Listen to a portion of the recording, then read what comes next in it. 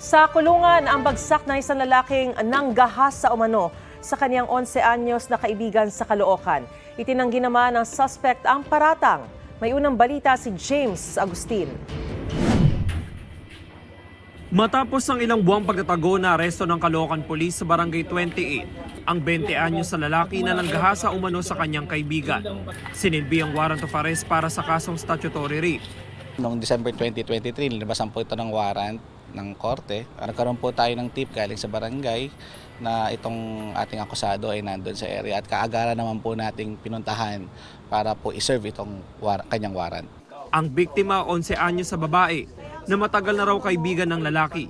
Nangyari ang krimen Mayo noong nakaraang taon. Base po dun sa investigasyon natin, itong akusado at biktima at kanyang ibang kaibigan nagiinuman nung panahon na yon.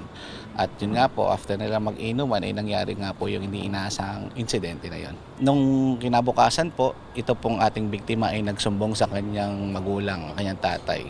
Ikasyam sa most wanted list person ng Northern Police District ang lalaki. Depensa niya, Di naman po ako yung gumalaw. Yung tropa ko po. Napagbintangan lang po ako. Bakit kaya ikaw tinguro? Siguro po baka po may galit yung magulang sa akin siya. Paano yan ngayon? Lalaban na lang po. inihanda na ang mga dokumento para sa return of warrant. Ito ang unang balita. James Agustin para sa GMA Integrated News.